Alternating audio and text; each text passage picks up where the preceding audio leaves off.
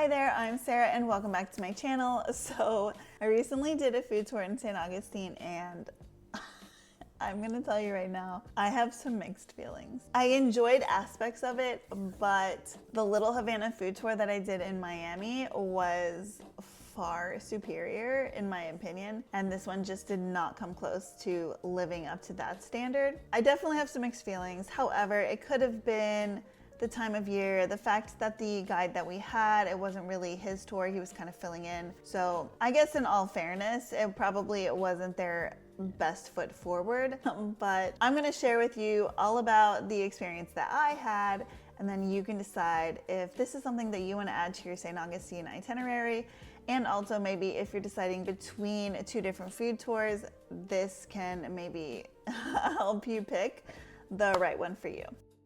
The tour I did was the Corks and Forks tour in St. Augustine, offered by Tasting Tours. It's a walking food tour in the historic district with 4 to 5 stops over about 3 hours. The group size is capped at 12, but there were only 4 of us on my tour, which I actually loved. I paid the full price, $135, and booked it through Viator. This was not sponsored, discounted, or comped in any way. Our first stop was Athena Greek cuisine right near the Plaza de la Constitucion. We started with flaming saganaki, yes, the cheese that's lit on fire. Also, side note for my Spanish and Greek pronunciation. Anyways, it was really fun and delicious. The drizzle of lime to put out the flame actually added some great flavor. We also had a small gyro with tzatziki. The food itself was good, but this is where I started to notice a theme. There was no explanation of the food, no history of the restaurant, and no storytelling. It felt like we were just being served food rather than guided through an experience.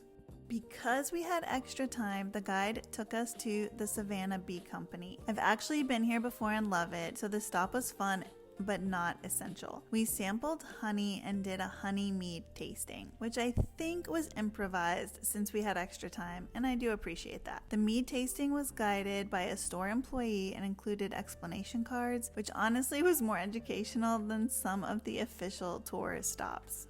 Next was a wine tasting at Casa de Vino 57, tucked just off of St. George Street. The courtyard was really cute, but this ended up being most people's least favorite stop. We stood at the bar instead of being seated, tasted 4 wines, and then we were supposed to choose a favorite for a full glass with a charcuterie board. The person leading the tasting was very dry and honestly a bit grumpy, and the charcuterie board was extremely small. On top of that, the Christmas music was blaring, like aggressively loud, and it completely killed the vibe.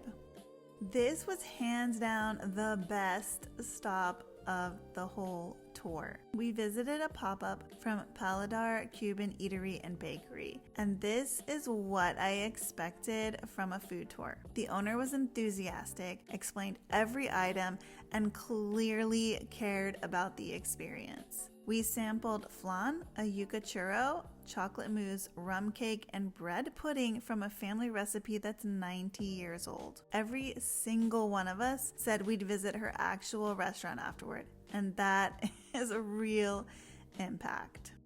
The final stop was also dessert at Old House Inn and Restaurant. The ambiance here was absolutely beautiful. A quiet garden courtyard with a fountain, and the peach cheesecake was genuinely delicious. That said, this was our second dessert stop, and by this point it really hit me how unbalanced the tour felt. 2 dessert stops, 2 alcohol-focused stops, and only 1 savory stop for $135. It just didn't feel like enough. Your girl needs some more protein.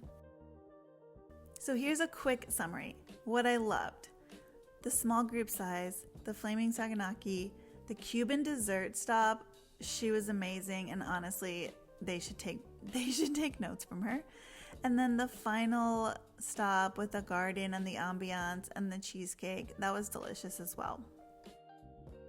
What I didn't love: there was a very little history in storytelling. Like, I'm talking maybe a couple of sentences about history, and it just landed flat.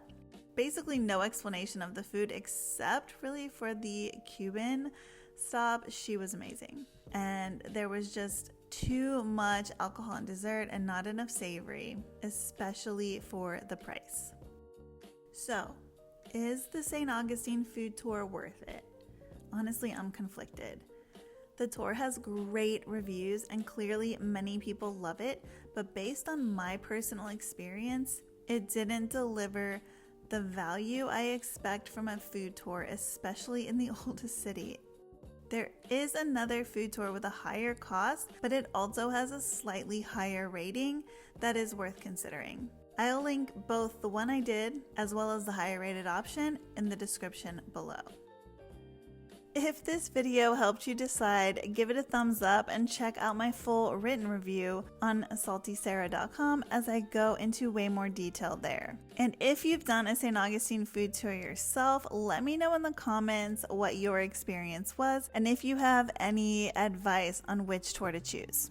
Well, that is it for this week. Thank you so much for watching, and until next time, bye!